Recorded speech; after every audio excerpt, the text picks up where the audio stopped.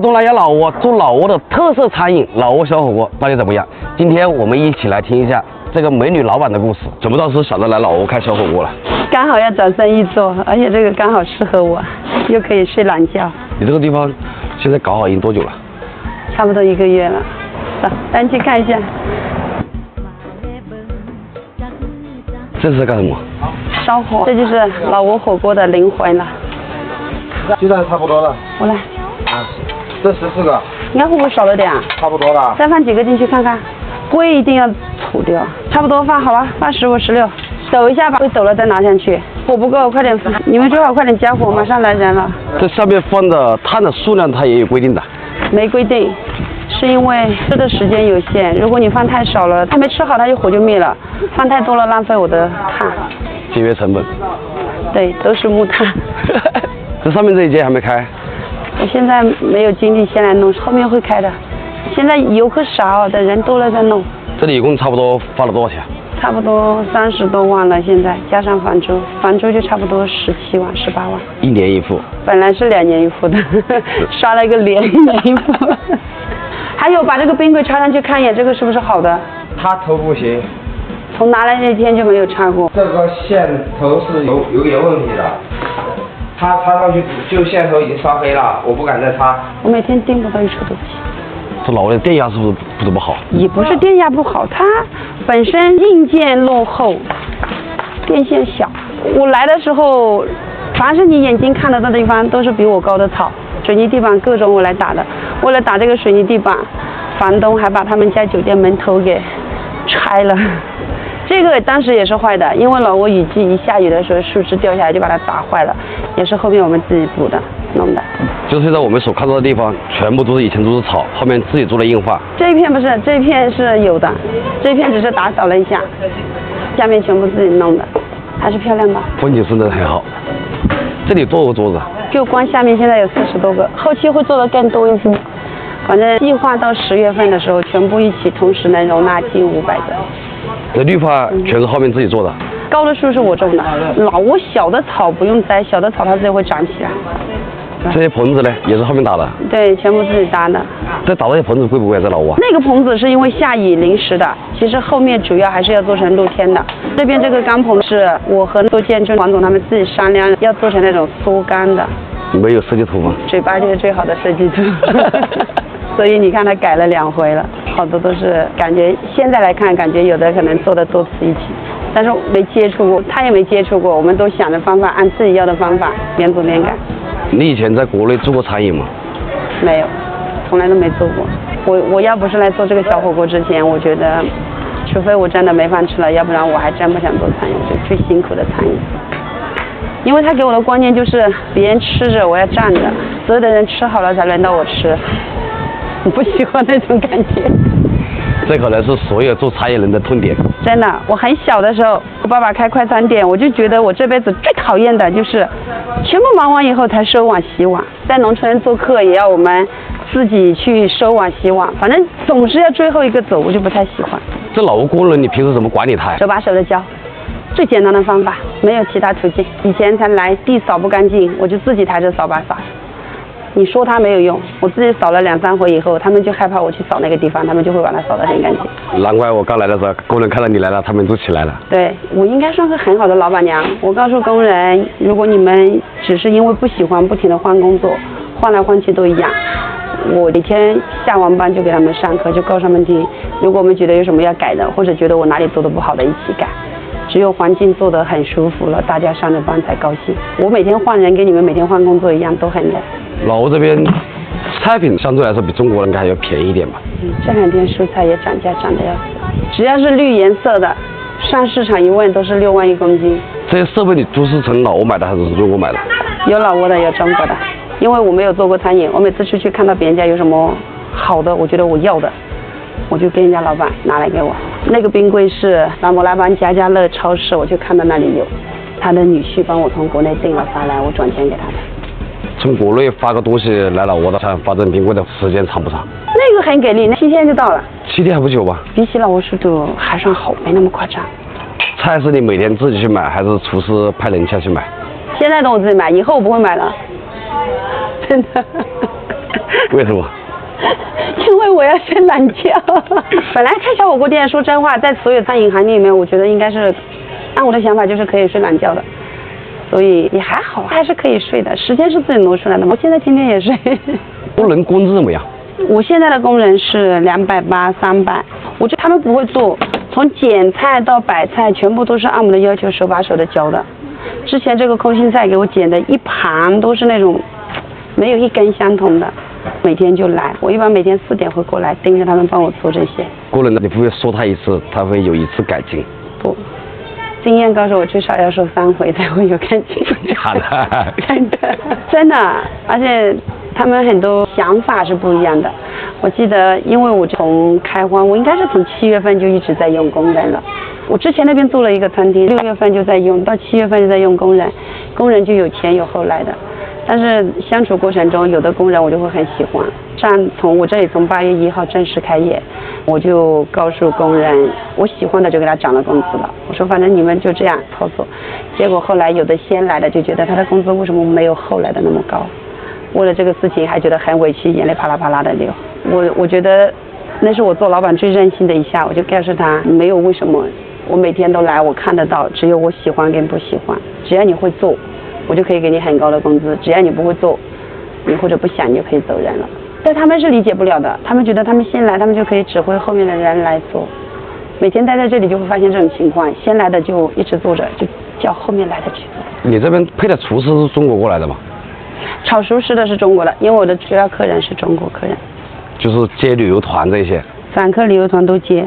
目前你们这边能接触的团餐能找到多少人？像今天就差不多有100个。现在是老挝琅勃拉巴旅游淡季，人少，快点做，我不想跟着你转，我要等着客人。哎呀。最近拍摄视频的内容都是关于在老挝这边创业的，有一些做的非常好的，也有一些刚刚开始创业的。后台有很多粉丝在问我，老挝到底好不好做生意？其实老挝你得了解它，不到700万人口的创业环境也没有大家想象那么理想。有些行业在国内那确实是可以做，因为中国的人口基数大，老挝的人口基数小，但有些行业在国内可以行得通，但是来这边确实行不通。所以说还是那句话，创业有风险，投资需谨慎。这个小姐姐就是在老挝琅勃拉邦开小火锅，小火锅是老挝的一种特色小吃，就像我们中国吃火锅一样的，但是它的火锅的特色就是上面它可以烤，下面可以放青菜。来老挝多年了？我从14年第一次来老挝，疫情3年在中国，应该来了6、7年，来来回回的。我是做导游的，所以有客人我就进来，没有客人我就回国。才来的时候孩子很小，所以那时候在国内的时间更多，在这里的时间少。现在就在这边的时间多。这地方租下来花了多少钱？$2000一个月。我来租这个的时候，是因为这个房东不停的让我来看，他要把这个出租。我就跟他说这个不适合我要做的，他就跟我说你来看一下适合做什么。我是晚上10点多钟来的，哪都是黑的，只看到他靠江边。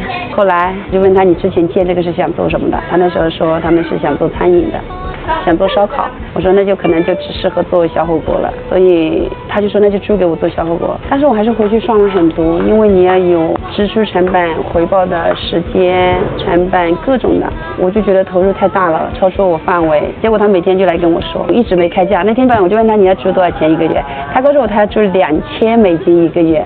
我心里想那$2万还可以。到最后的时候签合同，合同是我打的，我上面就写着2万1年。他就跟我说妹子你会不会算，1年是有12个月的。你这边的客人是国内的旅游团过来，旅行社人过来吃团餐的那种？散客也有，都有，但是大部分是中国游客。因为你去一个地方旅游，无非就是吃住行，所以肯定要感受一下老挝人吃的。就像老挝人到中国，肯定也想吃中国人吃的，不可能吃的老挝菜。你做的口味更适合于中国人一点。因为我们在不停的改进，连那个调料酱都会根据每一批来的客人增加的一大堆。其实真的老挝的火锅料就是大蒜、辣椒，还有桌子上面放的香辣酱，没有别的。还有放柠檬。对，柠檬必不可少的，因为老挝人不吃醋，都是当厨师的。你们请厨师一个月多少钱？我的便宜，我的现在差不多1万左右，因为现在刚开始都在创业，我难他也难，每次难的时候只能为难身边的人。男孩子来老挝创业的我看了很多，女孩子单独来老挝创业的我就见到你一个。平时看你视频也有很多啊。那是接夫人过来的。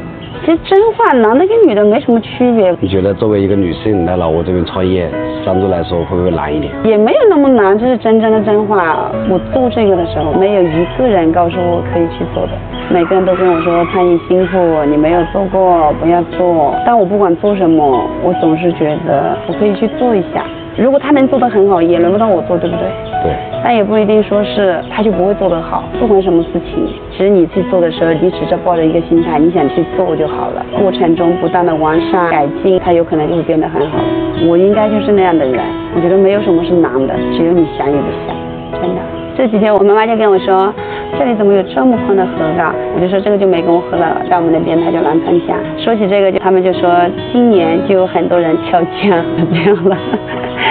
因为老人可能第一次看到我那么辛苦，就很认真跟他说，我说如果觉得死了能解决所有问题，我都死几百次了。我是害怕以后我死了的时候，老祖宗说这个人没出息，所以我才好好活着的。我觉得你死都不可怕了，你还有什么好怕的吗？所以没有什么东西难，没有什么容易，也没有什么难跟不难的。虽然不想做餐饮，但是刚好是有客人，刚好有资源，又刚好觉得合适，你就去做。那你做了以后，你就要去把它做好。就像我才来做这个的时候，3点我就去买菜了，起不来怎么办呢？你就换个方法来，不睡啊，你到3点买完菜再回来睡就好了。刚开始没有什么东西是不难的，以后也会没有什么不难的，只是你抱怨与不抱怨。对，抱怨也没有用，干嘛要抱怨？做就好了。你不想做你就罢工，反正没人体贴你。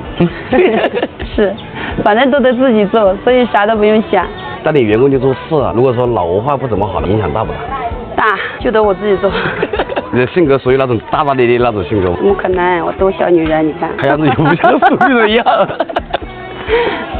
是条件不允许我小女人，我每天的生意就是从点蚊香开始的。现在我想就有客人来了。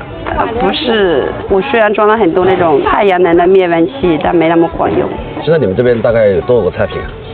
差不多30多个，熟食、蔬菜和荤菜，所有的菜品每天都是买新鲜的。其实新鲜的会比冰冻的还更便宜，冰冻的要费电啊。你们这边所有的菜品都是自助的？对。客人来了，这都是国内的旅行团。是。Hello， 林姐，3麦迪。你看他们容易吗？他们也不容易。早上5点半就开始起床了，来旅游的也不容易，现在才吃饭。你几个？5个一周。自己做，空的都可以做。马开了，熬饭、熬稀、熬哈，随便空的让他们坐这边，全部太阳镜。来，我们的先抓紧6个人一桌。不要抢，到最后一直都有，慢慢来。因为它是自助的，一直都有，够吃的，一直都有。20万。你不要啦？要。中国人不会骗中国人的，你拿条腿都会给你钱的。没事。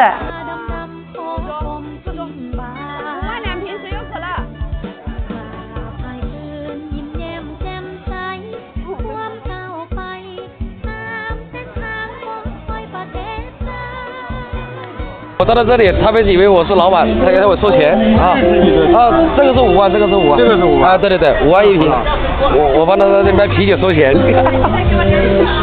收了不少了，收了50-60万了。快点买来，来，吃好自己去吧。先吃嘛，快点。我有鱼吃了。我哄人家帅哥，我煮鱼给他吃。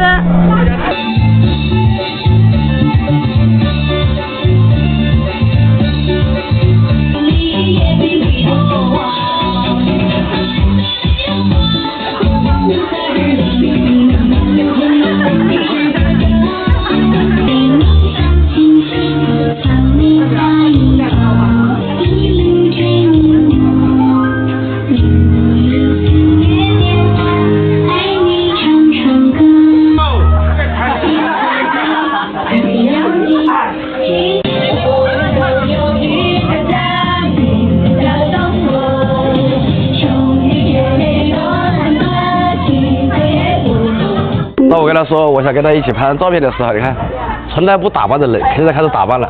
我怕影响你的流量。没关系，他在这看真实的你。